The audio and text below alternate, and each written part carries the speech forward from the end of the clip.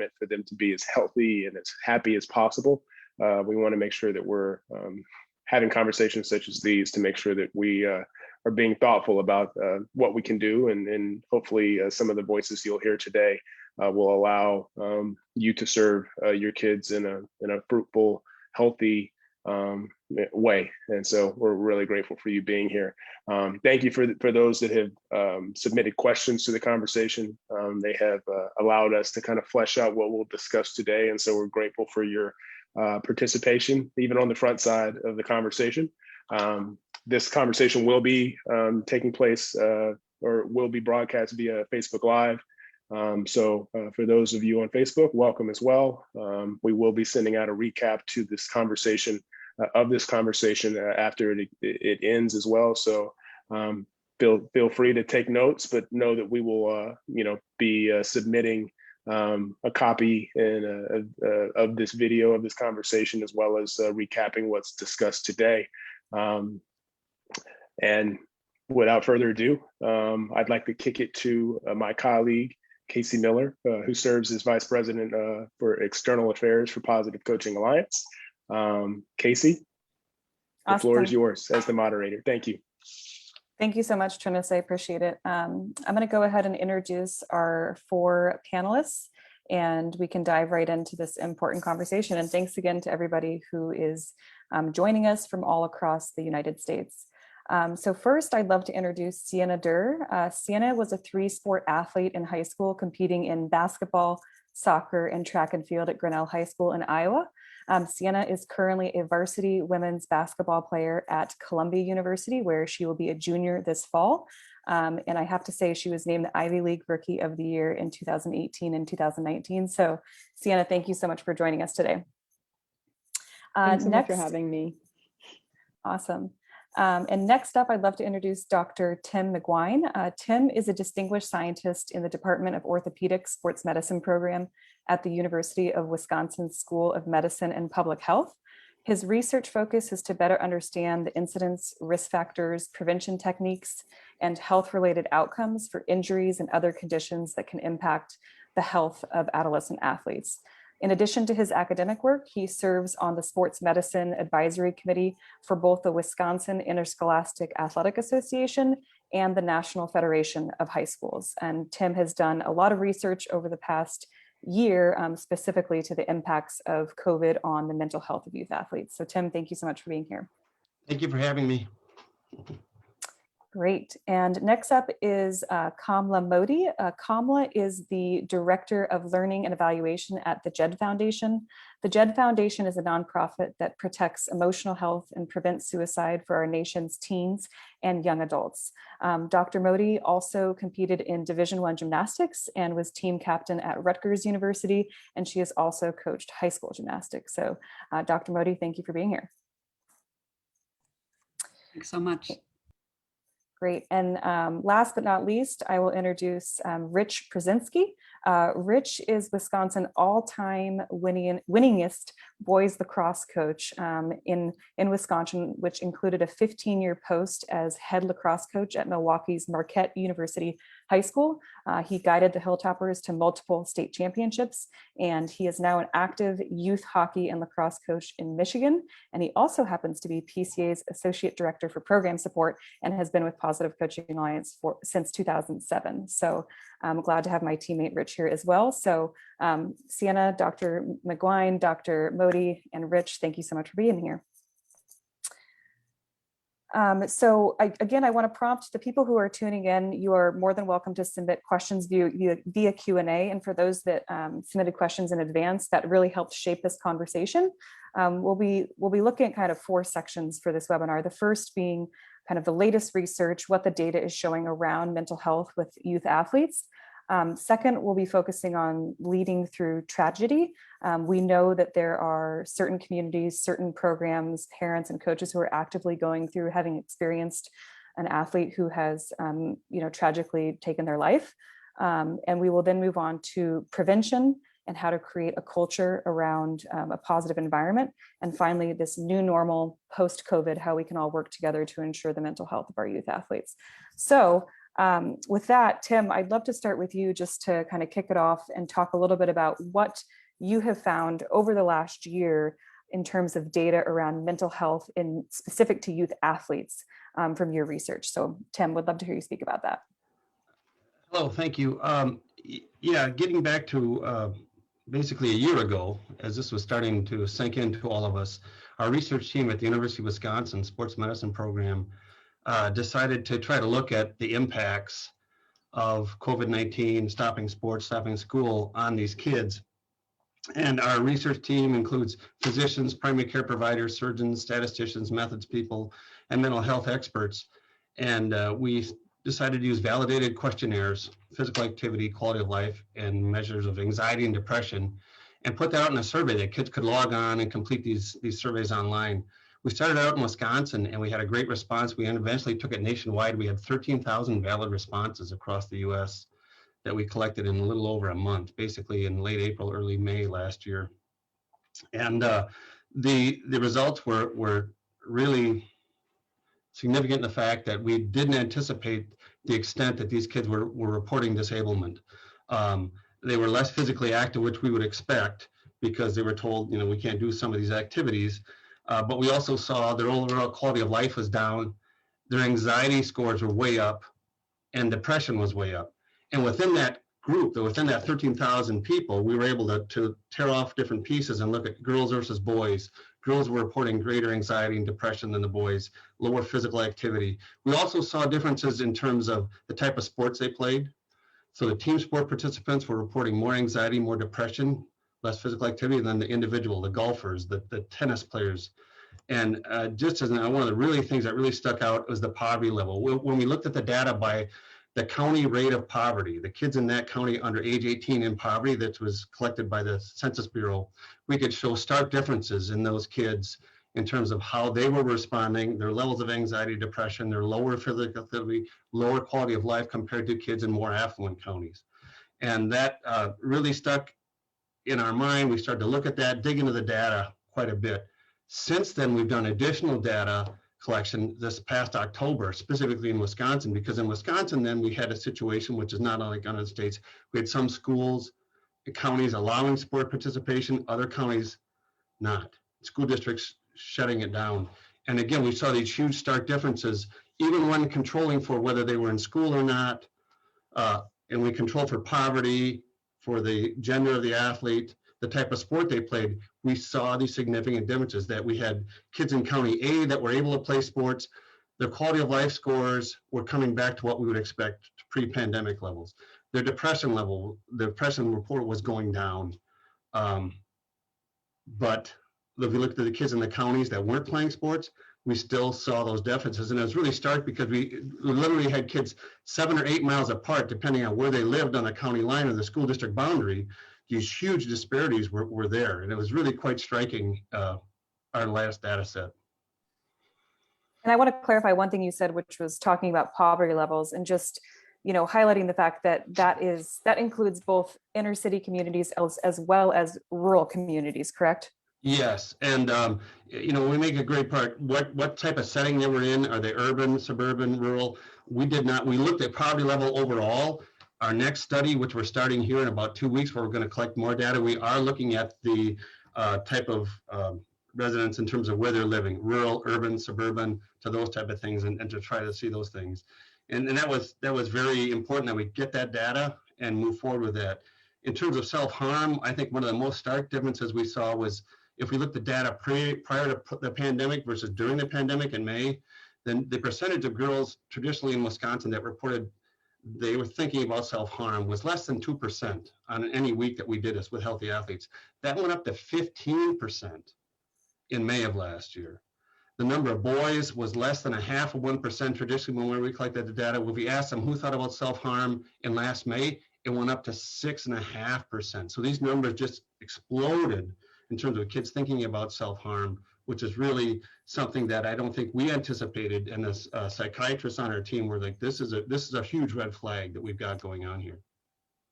Yeah. And Sienna, I want to bring it to you because, you firsthand experienced as an athlete that got your season canceled while you were participating in women's basketball at Columbia University.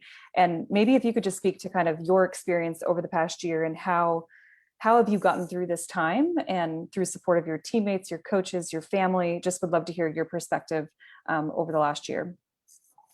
Yeah, so like you just mentioned, last spring, we unfortunately had our season canceled due to the pandemic. We had made it to the Ivy League tournament, our conference championships for the first time in all of school history. And we show up to practice on a Tuesday, and then our coaches aren't there, and our athletic director walks in and gives us the unfortunate news that our season is canceled. And then a couple days after that, everyone gets kicked off campus, and I'm living back home in my childhood bedroom.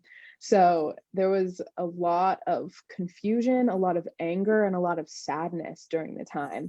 But I would say my coaches did a really good job of getting us together on Zoom calls very often, talking about how we're going to move forward, things to look forward to in the future, and then also making sure we're staying active together on these Zoom workouts. But as everybody knows, comes along Zoom fatigue. You're on Zoom all day in classes. You don't want to get on another Zoom team meeting. You don't want to get on another Zoom lift.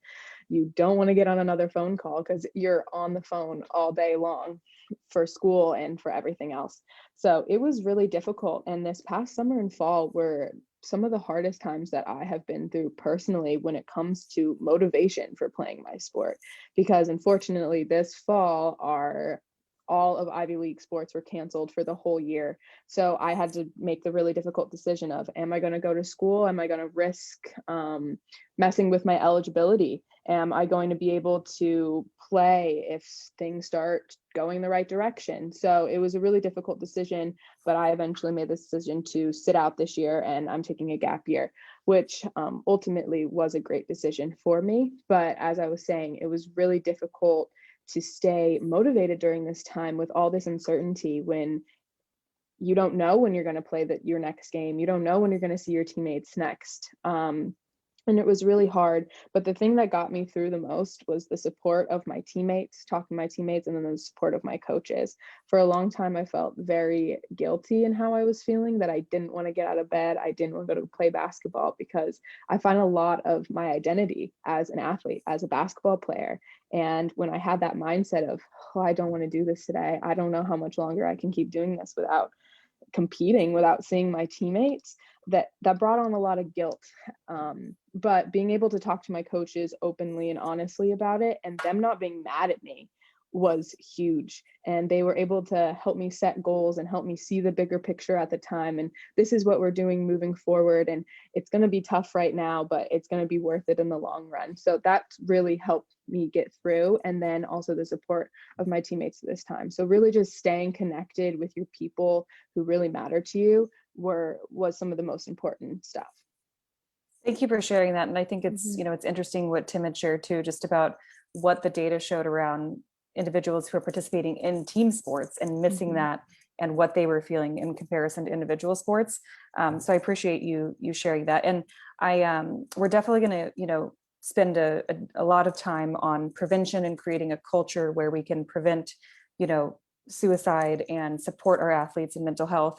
But before we get there, I do want to spend a little bit of time, because I know some of the people who registered for this webinar indicated that they, firsthand were currently experiencing a teammate, a son or a daughter, or someone in their community who had tragically taken their own life, and are looking for advice for leading through a tragic time. And so I'd love to, maybe I'll start with Rich, who, is an active coach, as someone who, sadly has had experience in this. If you have advice for those watching who may be dealing with this personally in their community, about how do you lead through a tragedy in your community and in your team? Yeah, thanks, Casey.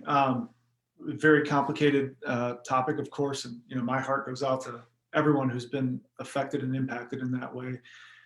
Myself personally, as a coach, in the course of 4 years, we lost 4 players from our program. 3 to suicide, and 1 to an unexpected health condition. And now these young men were recently graduated, so not currently in the program, but of course very tightly connected in our community, our immediate team community and our larger school community. Yeah, to get through that is not easy at all by any stretch of the imagination. But I think the biggest takeaway that I've learned on this journey is to be honest with yourself as a coach and as a leader, and to know that you can't do it by yourself. You can't own all of this responsibility to lead through a tragedy on your own. I tried that once, and it was really hard on me emotionally, physically even. And so with that's one thing that I really would advise, is to be honest with yourself, be honest with the people that you're close with, let them know that you need help to help others through this tragedy. Do your best to be positive, right? Try to find those bright spots in a moment, in a day, in a week. When it comes to addressing the topic of self-harm and suicide, they're really tough conversations to have. I rehearsed dialogues to myself, to my wife, about how I was going to address certain topics with my athletes. It was hard. I had to practice. But that said, one of the things that I was advised by a counselor at the school where I was coaching was to do my best to remember the positives and remember those bright moments of the life of the young man that had taken his life, and that actually helped comfort me as a person. But it also helped me have some really honest conversations with students and athletes and their friends, because it spanned not just the team, right? It trickled into families and other communities. And so being honest, being open, setting aside fear of talking about the topic, I think is really, it's tough. You have to have courage as a leader to do that. But you got to remember, it's not about you, right? That's never been about me as a coach. It's been about those young men or young women that look up to me. And so that's my responsibility. That's my charge.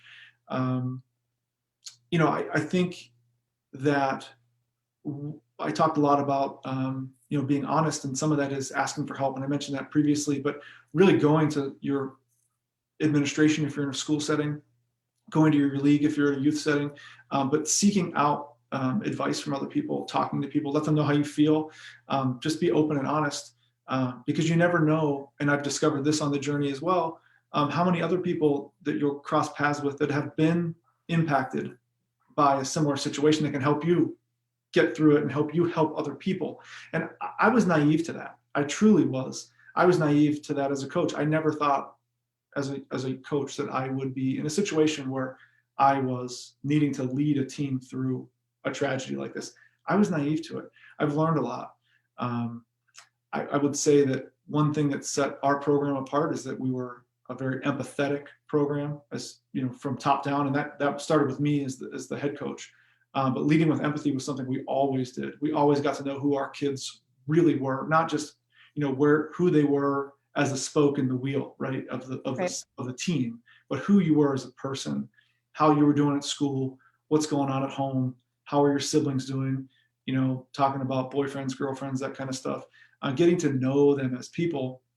And at PCA, we talk a lot about the concept of establishing the caring climate.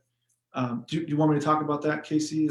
Yeah, I think I'd love to have you speak on that, maybe circle back. I wanted to see if Kamala could speak about just in terms of, I think you mentioned two things, but you mentioned conversations and culture, and not being afraid to speak about things, having it be about the team, not about yourself. And I'd love to hear, Kamala's perspective just in terms of on the front end, that culture has to exist to have those conversations to the point of empathy, Rich.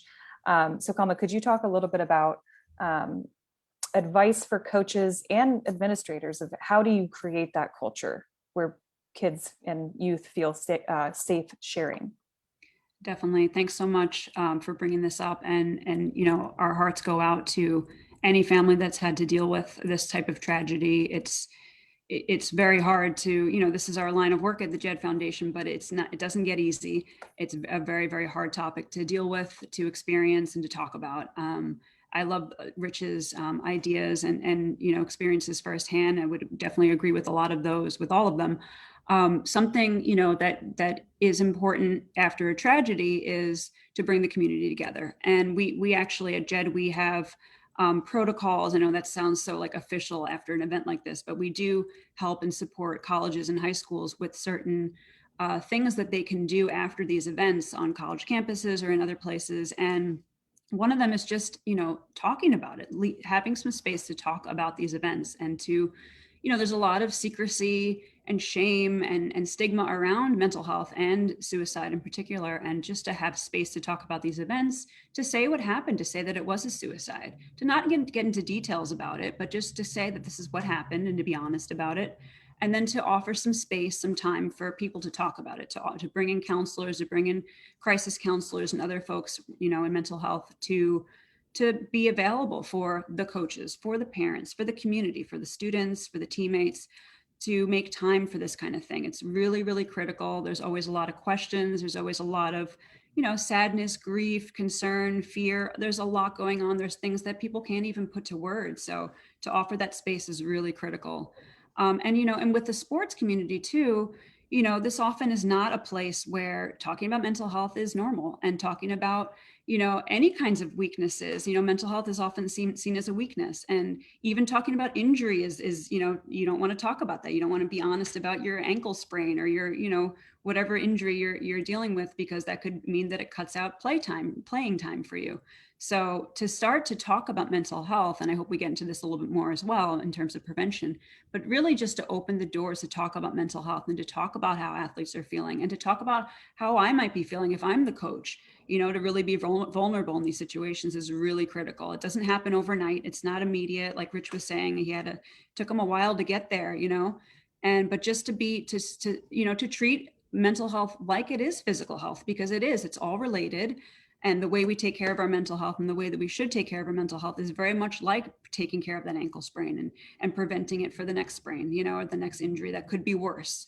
So just some thoughts there. And I look forward to diving in more. For sure. And, I think it helps too, just, from that data perspective and highlighting, knowing that there's data behind what they are facing, and knowing that there's a mental health crisis going on specific to athletes, I think helps coaches have the conversation, parents have the conversation. A question that actually got submitted prior to this webinar, Sienna, I'd love to get your perspective, is just around reaching out to students who maybe don't want help and are being defensive about being offered support. And maybe you sense there's something, going on and they don't want help. What are your thoughts from a perspective of an athlete and for someone who's had teammates going through mental health issues? I'd love to hear you speak about that, Sienna. Yeah, on this, I just want to say that the most important thing is showing that you are there as a coach, especially when you're playing high level sports, I'm sure in youth sports as well. But there's this stigma when it comes to talking about mental health, and you don't want to show that you're weak. You want to show that you're mentally tough so you can go out there on the court, on the field, whatever sport you're playing, and get the job done. Just like Kamala was just saying, sometimes you hide those little injuries because you don't want to have playing time taken away. So if you're going through some sort of mental health struggle, you're going to hide it to make sure you stay this elite athlete that you are. So it's normal for athletes to be defensive, but we're trying to create this climate where you don't have to be defensive about things. When someone asks you, how are you feeling? You can openly say, I'm not doing so well today. So just by showing that you are there for them through these difficult times is huge. And when they are ready to get help and ready to open up to you, they will come to you for that. And in addition to that, I think something that's really important is that maybe they're not willing to open up to you at the time, but maybe you can lean on some of your other trusted athletes to keep an eye on their teammates. Say, maybe can you reach out to them, see how they're feeling? Because a lot of the time it's easier to talk to a teammate about how you're feeling than talking to a coach about it. That's such good advice. And, Tim, I'd love to hear from your perspective. I know that you're involved with the National Federation of High Schools, and you have been presenting this data to a bunch of different state high school associations. What has been kind of the receptivity of those administrators for, what you're presenting to them and what actions they can take to help, solve some of these issues? by and large, the response has been very overwhelming and welcoming.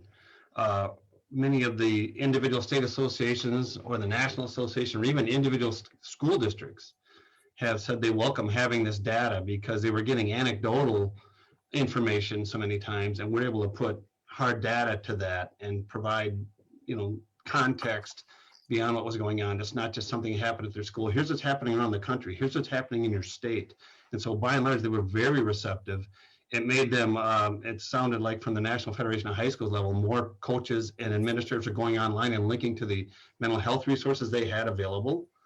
And in terms of, I heard other districts or other state associations say, we thought we had this covered. We realized how little we know, or maybe how we need to do more in the aspect of mental health interventions and being aware and doing those things. So it kind of kicked off this idea that we're welcoming and made them more aware that they need to do more in this area. That's great. That's great to hear. And, Sienna, going back to your comment about climate, and then Rich, you mentioned caring climate. I'd love to hear you speak about what is a caring climate and maybe what are specific things. We know there's coaches tuning in currently. What are specific things that coaches can do to create a caring climate? So thanks, Casey. So many things. But the first is just to be, I think, present. And Sienna, I love the comments that you shared about how your coaches made you feel comfortable, right, during the last year and just gave you encouragement and were just there for you, and they were honest with you and they let you know, hey, like, it's okay. Like, we're going to get through this together. There needs to be a personal component to coaching, right? Coaching isn't X's and O's. I mean, it is, but it's not, right? We always talk about the tongue in cheek that culture eats strategy for breakfast. And that's what wins games, right? Yeah, you got to have a good strategy, but to have a team, to have a program, to have a culture, it's about relationships. It's about building trust. It's about building connections with people. I mean, sports is the people business, right? I mean, of course you got to have strategy, but that's not the end all be all. So for me, and the things that I had done, were a lot of different techniques that we had done to establish that positive, caring climate. And I look back to Jim Thompson, who founded PCA. There were two things that Jim said a lot of great things, but there are two things that stand out to me. One is that sports presents an endless procession of teachable moments, right? Nonstop. There's teachable moments everywhere you turn in sport. It's the coach's job to figure out what to do with those. And if they abdicate responsibility to harness those teachable moments, they're not coaching, right? They're not coaching. The second thing is, as coaches, we need to be relentlessly positive.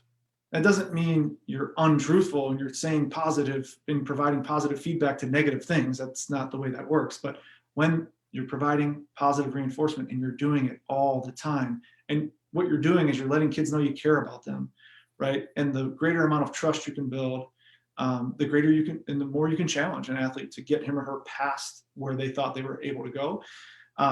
But real, true things that we did, I mean, we did those things, and we do those things, but just sitting down and having one-on-one conversations with kids at practice. So I had amazing assistant coaches throughout my high school coaching career, where they would know it's Wednesday, Coach Rich talk day. And the coaches would handle weightlifting in the mornings. So we'd be there at 6:37 in the morning. And I'm not talking about weightlifting or form.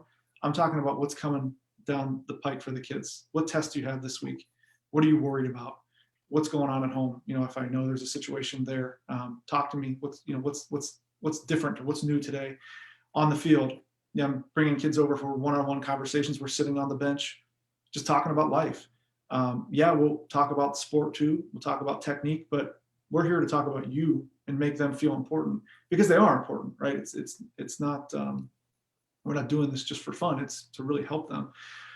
We also challenge the kids quite a bit to share with each other. That was a big thing that we did all the time in my coaching career. And it was being honest and truthful with your teammates in terms of sharing things that, your teammate that you were picking to share about is doing well, and some areas of opportunity for his growth, to help him, critique him in a positive way. So we established these communication circles that existed. And we also had, and I love this, back from a PCA principal, we established the buddy system for our kids. And a lot of people would always joke, like, Rich, you're doing this with high school boys that are going on to play college lacrosse. And it's like, yep, they've got a buddy. Everyone's got a buddy.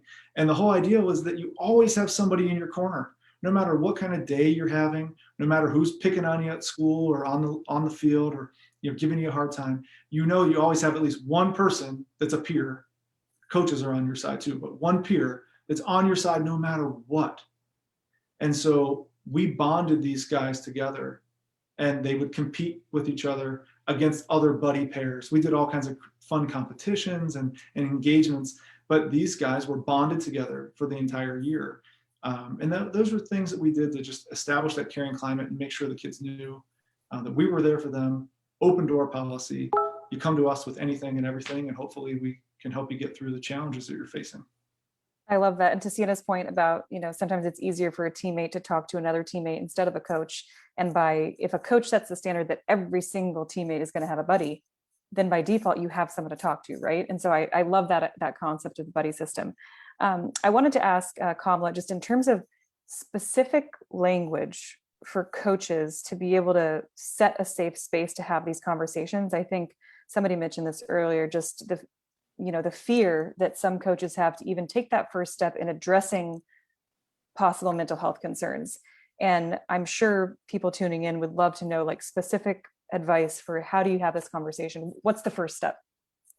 That's a great question. And it's actually a lot easier than you think. So a lot of the messaging that we do at the Jed Foundation is around how to kind of break that silence and how to reach out and to seize the awkward, which is a program that we have in partnership with the American Foundation for Suicide Prevention. So that's one of the resources that I'll share with you for after the webinar. It's seizetheawkward.org. And it's just a great set of videos and tools and resources and just like conversation starters for what to say when you're trying to seize the awkward, when there's something that you can't really, you know something's wrong. Your gut is telling you that something is, wrong with your athlete or wrong with your teammate, and you want to say something, but you don't know how to speak up. And it's very, it's following your gut. It's things like, hey, Sienna, I've noticed that, you haven't been exactly, your normal cheery self lately in practice. You seem to be a little bit more angry, a little more irritable. When I coach you, you're not really taking my, my tips and my advice as well. And you just seem like you've been, I've noticed that you've seemed down lately. Is there something that's been going on with you at home, or is there something that you want to talk to? So we don't want to be too scripted about it, because then it gets too hard to do it. And then you feel like a robot when you reach out, but you're just pointing out something that you've observed, something that you've noticed. You're the coach, you know this person very well. You're not just teaching them how to do the sport, but you've likely been involved with them for many years, for a long time. Hopefully you have some sort of rapport with them. So you're just picking out, something the same way you'd kind of say, I'll use a gymnastics, term, because that's the one I'm most familiar with. Hey, you didn't really stick that landing. You usually stick the landing. You're wobbling a lot on the balance beam. The same way you'd notice something that you're noticing as a coach is the same way you'd kind of just say, you just seem a little bit down, a little bit off lately. Is there something that you'd like to talk about? Would you like to stay after practice and we'll talk for 5 minutes? So you're showing your empathy, you're showing your concern, you're making time for this kind of conversation. And, quite honestly, they could blow you off and say, coach, I'm fine. Like, I don't want to talk about it. And, I think we have ideas for how to do that as well. But you just start a conversation in a way that feels natural to you. And then what's great is that you've put it out there. You can then share something that, actually the pandemic's been really hard for me too. I haven't been able to do this, and I haven't been able to get outside and things like that. So, you're showing your empathy. You're talking about something that relates to you too, and that opens the door for them to talk back to you about the things that they've been feeling. I don't know if you want me to go into kind of what happens if, it's not received well, or I can pause there. Yeah, maybe I'd love to hear, just Sienna, from your, again, kind of athlete perspective. Have there been approaches that have really resonated with you and or your teammates that a coach has taken in terms of kind of opening that space? Sounded like your college coaches did a great job. So whether it's college or high school, from your perspective as an athlete, what has resonated with you in terms of coaches creating that space and language around that? Yeah, I'll say especially during these COVID times when we're not together one-on-one, where it's all virtual, we have these team meetings and then we have one-on-one calls. I think creating that space to talk openly about how we're feeling was super important, because it's easy to get on a phone call, say, oh, how are you doing? Did you get your drills in today? How did those go? And then just move on. But during this time, everyone's going through things. So one of my assistant coaches was really, really good at it. Of when we're on the phone call, it doesn't even have to be a FaceTime. He could maybe even tell in my voice that I wasn't my normal self. And he'd ask, how are you doing? No, like, how are you really doing? It's okay to not be okay. That's one of his favorite lines that he says all the time. It's okay to not be okay. And he just creates this really safe space for me to just share what I'm going through. And I'm so grateful for him to be able to receive what I'm saying and then give me advice and just be an ear to listen to what I'm struggling with. And I know that I can always go to him. So even during these times where we can't be physically together, like Kamala said, it's easy to maybe pull a player off to the side. How are you doing? I'm noticing that things aren't normal. We can't really do those things right now when we are apart, at least for me right now, and other athletes as well. But even over the phone, you can send a quick text to check in, or on a phone call, you can ask how you're doing, but really, truly mean it when you're asking. I think that's such... Sorry, Yep. I'll just add real quickly that, there's a lot of fear associated with that reaching out, and it totally makes sense. And, similar to something like CPR, there's like this feeling like I'm not trained, or even if I am trained, it's very, very high stakes. So what if I make a mistake, and what if I do something wrong, and what if I cause more harm? And so we just suggest kind of starting off like in bits and pieces, just like to do a little bit at a time. And, we also encourage that you don't have to learn, like, there's a lot of gatekeeper trainings out there, and they tend to be very long, like a day long, like 8 hours long. You don't have to learn all of the signs and symptoms of every mental health condition. You don't need to, be able to know the difference between a panic disorder and bipolar disorder. That's not what you're doing. You're not a diagnostician. You're not, there are people who are trained to do that. But as the coach, you're the gatekeeper. As the parent, you're the gatekeeper. As the administrator, you're the gatekeeper. And you're just encouraged to kind of keep an eye and to speak up if something seems off. Hopefully that helps. That's super. Yeah. Tim or Rich, anything you would want to add there?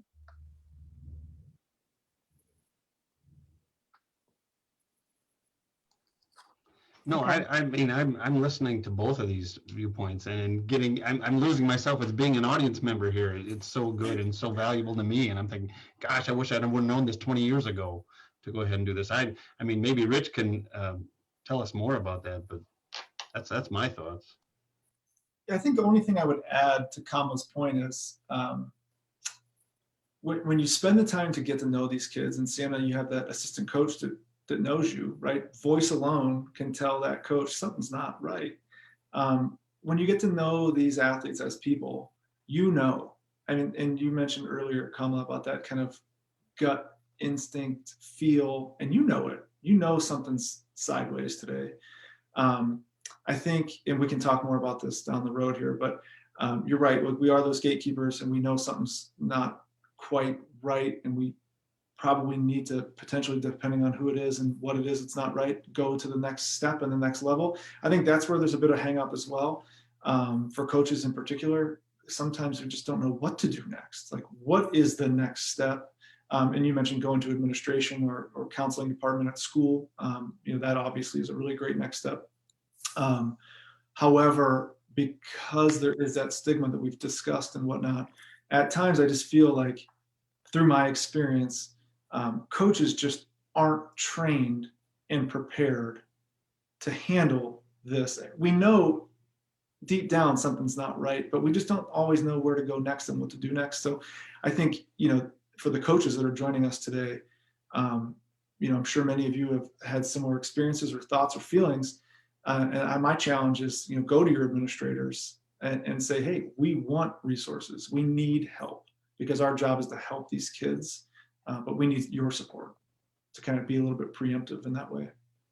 For sure. And I want to, we've been talking a lot about coaches, but thinking about administrators, so leaders of departments. So Tim, who you present to, Sienna, the athletic director at Columbia University, heads of youth leagues, what can that leadership level, what are actions they can take to encourage their coaches and provide resources to create this, space within each of their teams? And anybody can jump in first, but just, kind of from that advice to administrators perspective, would love to hear your thoughts on that. I think it's important, as Rich was saying, to admit you need to know, and maybe admit first off what you don't know, that you aren't prepared. That may be the biggest first step, to say, this is an issue we haven't thought a lot before. I don't know how to respond as a coach, let alone an administrator. We need to direct resources to figure this out. And it's not just us within our own organization, but we need to reach out beyond our organization to go ahead and get the resources to help our kids. Great point. Kamala, any? Yeah, I agree. I think it's very brave to say, we need help in this area. Just asking for help for anybody at any age is very hard to do. So to kind of say, we have this concern and I need your help is really the first step. There are a lot of trainings, like I mentioned, gatekeeper trainings. There are people that can come to your school to present and to talk about, the signs and symptoms, what to do, how do you know when, distress should be really taken seriously, and it should be taken to not just talking about it, but to be referred to a counselor, referred to a crisis line, referred to the ER. When should you be bringing this person to the ER? How serious should it be? And that's what these trainings do. So, I'd love to share more through resources, but there's a lot of great resources. If you go to the Jed Foundation website, there's a mental health resource center. We do a gatekeeper training program called You Can Help a Friend. We're working on, you can help a teammate, you can help a coach, you can help all these different people, you can help everyone. I hope that the messages that I'm kind of sharing are that it's not out of your realm. You are the person that knows this athlete very well, very, very well, and to follow your gut, and that you should take things seriously, and it is your responsibility. It shouldn't be the kind of thing where it's like, all right, well, something's wrong, but I'm just the coach. I'm not the parent. I'm not the teacher. I'm not, whoever else. We do believe in, like, it takes a village. It takes a community to help, and you would never want to, something really bad to happen, and for you to have known. That's very common, where people, it's too late, and then people say, oh, well, I did notice something. Like, step in now. Right. It's the worst that can happen is that the athlete will say, no, it's okay, I'm fine. But then in the back of their mind, they might feel really relieved that you reached out to them and that you said something. And then maybe next time when you reach out, they'll be more likely to come to you, or go to somebody. They don't have to go to you. They can go to someone. Another thought I thought of when Rich was speaking was, it might be helpful just to kind of have, like, crisis lines and anonymous chat lines and things like that posted in the school, or posted somewhere, in the gym. Or I'm thinking about physical spaces right now, it's got to be a more virtual setting, but to kind of just, on all of our web pages, we have, text start to crisis text line 741-741. It's really easy. It's just going right up the keypad, 741-741. It's very easy to remember. And that's just kind of comforting, knowing, like, all right, if I'm having a really, really bad day, I had a really bad practice, it was a bad game, I haven't been able to practice for 6 months, whatever it is, I just want to talk anonymously to someone. I'm going to just check this out. What harm can it do? I'm going to just try to talk to someone and get some help. Completely anonymous. No, your coach won't know you're doing it. Your parent won't know that you're doing it. So that's just having kind of tips and things like that at your fingertips are helpful for coaches. I love that. And having those administrators think about as we get back to more in-person sports, like, where can we put those resources that are anonymous and maybe one step removed from the school, where it's super easy for an athlete to access that, and thinking about that at the cultural, level from the administrators. I think that's great advice. I do want to get to one question that an audience member chatted in. And again, people can feel free to jump in, whoever feels most comfortable kind of starting, but in terms of parenting teenagers and technology and social media, just like the different identities that exist within individual, sons and daughters. So a home identity, there's the school identity, there's the sports identity, and now there's this social media identity. And so the question is, how can you look for signs of mental health challenges with an identity area that is out of your vision? So potentially social media. Any thoughts or advice just in terms of looking for signs, being a gatekeeper in that space?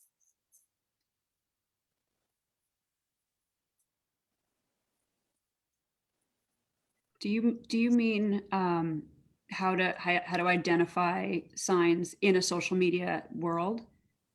I think that's what he's getting at. Yeah. Kamala, I can just comment briefly on that. So we had some of our younger coaches in our program would connect with certain kids through Instagram or whatever platform they were on, not for connection purposes in the sense that we're social media connecting, but more for the monitoring purposes. And so that was one thing that we did. And these were trusted young men, right? Who, of course, they're just reporting stuff back or screenshotting stuff to the coaching staff just so we could be aware.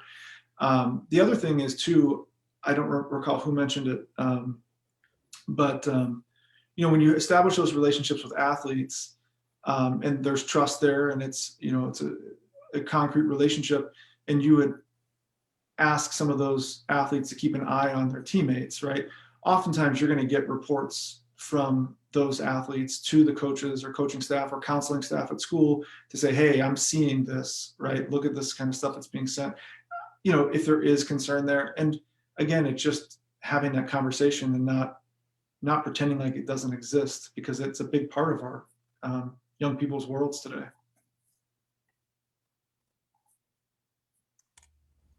Yeah, I think there's definitely some clear watch outs on social media. I mean, social media is a presentation mode just inherently. And, there's a lot of perfectionism involved with social media, and you always want to, you're not going to put a bad picture up on social media. You're going to put your best version of yourself on social media. It's also, teens, especially since they're younger, they tend to kind of be a little bit more impulsive on social media too. So it's really important to keep an eye on these kinds of behaviors and these kinds of, messages, certain things related to self-harm and related to, being really, really down and wanting to end things. And there's a lot of, language that's used, that should be taken very seriously on social media. And that's also used in a humorous way that should also be taken very seriously. There's a lot of language, just slang almost related to, ending one's life that teens use and young people use casually, that can be very concerning. So it's kind of just it's really important to look inside, look within the lines a little bit deeper if you can. It's tough because sometimes there's regulations with regard to coaches being, online and being friends with. I know as a coach, we were not allowed to be connected to athletes, and nor should we have been. They were high school athletes at the time. But then as soon as they graduated, then they all, friend requested us and everything. So there's definitely some lines there that you shouldn't cross. But for example, if a teammate's coming to you with screenshots or showing you different examples of certain things, I think it's really important to take it seriously. Social media is still so new. It's new for adults. It's very, very new for teens. So I think you should take everything that you do seriously. And especially now when it's such a tumultuous time, it's just, you don't want to ignore those signs. Curious if Sienna. Great advice. And yeah, Sienna, anything you want to add from the social media perspective? I think what both Rich and Kamala said is totally true. Just keeping an eye out for signs, and if things are brought up to you, take them seriously. And I know that on social media, we try to present this very kind of perfect front. It's not totally us, but a lot of truth can come out in those times as well. So definitely just keep an eye out for it, take things seriously. And if you have that gut feeling that something needs to be done, then take action. Always trust those instincts. That's great advice. I have a couple questions that came in that I think are really important. One, Tim, I just want to clarify from Paul. He was asking in kind of your your research about, you talked about females and males who had thought about self-harm during the pandemic, how there was a significant increase in both. Does self-harm in your research include eating disorders? It didn't define that. It just said the question is from the PHQ-9 questionnaire for adolescents, and it says thoughts that you would be better off dead or of hurting yourself. It doesn't directly address eating disorders. It says better off dead or hurting yourself. So I can't read into that in terms of eating disorders. Yep. In terms of what this is validated for. That's a good question. I just don't have that answer. Yeah, no, thank you for sharing that. And so that kind of leads into this next question from a coach who said, I've run into a few situations where the parents did not want to recognize that their child was suffering from mental health problems, eating disorders and anxiety in particular. I was able to refer the kids to school-based resources, but it was very challenging to get through to the parents. Any ideas about how to deal with parents who don't want to recognize that their children are struggling? And so this is from a coach perspective, getting through to parents who may be harder to communicate with. Anybody want to take that one? It's a good question, Beth. I can start, but others can definitely chime in. I think what you did to go to school-based resources was the right way to go for sure. I think this is a pretty common problem. There's definitely generational differences and cultural differences with regard to mental health, and talking about mental health. There's deep stigmas, across the board. So I think, that's really when a school-based, if it's a school-sponsored sports team, a school-based counseling services and support services and things like that can really help. It gets a little dicier when it comes to community-based, mental health services, because you do need parent consent, and that you're dealing with minors. But I think as much as the school can step in and support and offer resources, offer tips, in an instructional, educational way, if it's presented that way, and a little bit less in the therapy, mental health way, you want to kind of get that information in whatever ways you can, and I think just similar to a resistant teen or a resistant athlete who is unable to talk about mental health and accept help, I think you just have to keep trying as best as you can and just do the best you can do. Rich, in your experience, just as a coach and working with parents, have you faced that situation, or anything you would want to add there? I have not faced that specific situation, but it is the coach's role to continue, like you said, to continue to try and continue to share and communicate. There is you kind of walk this fine line in terms of who is ultimately responsible, right? And so sometimes that is outside the realm of the coach's space. But depending on the severity, right, of the situation at hand, I mean, you have to, it's kind of like mandatory reporting, right? It takes that level of nuance, where you have to just march that up the chain, because it's not stuff that we're equipped to deal with, right? Mm-hmm. But I think the stigma topic again, but the more we can convince and encourage people to embrace the concept that mental health is health, period. That's the key here, right? I mean, we've all been injured at some point in our athletic career, or even gardening, and whatever it is, like we've been hurt, right? And you go to the doctor to get support. Mental health is health, and we just have to continue to push that message. Absolutely. And, with the 5 minutes we have left, there's one question I'd like to get to, but before I go there, Tim, just thinking about kind of looking ahead into your future research, your next project that you're looking at, what are some of the things that you're going to be studying? And then I think in our conversations leading up to this, I've heard you talk about how, participation in sports can be such an amazing intervention and healing space and place to prevent those mental health issues. And so would love to hear your thoughts on kind of future research and just how sports are the answer. Yeah, as I mentioned, we are duplicating our data collection efforts nationwide in about 2 weeks. We're starting in 2 weeks and hope to get another robust sample, looking at a few more variables. But again, I think what really changed, the mindset, okay, we were measuring disablement associated with the pandemic in May. Now we're moving forward. And with our October data set, we could see the stark differences in kids playing sports versus not playing sports, school sports. That's made us look in terms of we need to shift the mindset that sports are the intervention. They're one of the interventions we need to move forward. And I think it's so important at the school level, because our own data with sports specialization and club sport participation, there's a very different strata of kids that play club sports versus school sports. The club sports parents are more affluent, they can travel, they can do this. We see that already, right? While schools could be shut down, we know kids would take their son or daughter to play in a club or whatever. So I think the school sport model is a really great intervention, because it does cross across poverty lines, settings, et cetera, to move forward. So I think moving forward, we know we're going to have to do some things. Let's look at physical activity, sport participation as this needed intervention. I think that's a wonderful message, as you know, everybody tuning in is in the sports community, and just finding ways to create that space, have sports happening. Sienna, maybe just a final question for you, thinking about, you know, change and loneliness in a time where athletes are trying to find their new normal. How can coaches and, you know, teammates support one another as you're kind of getting back into this new normal? You know, many people have been quarantined and not, you know, being as social as they have been over the past 12 months, really.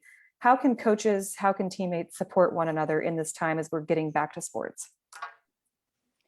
Yeah, I mean, for me personally, I am 100% looking forward to it. So I'm so excited to get back to that piece. But I think there will be, I don't want to say like learning curve, but like the social adjustment period that we're not necessarily going to be used to.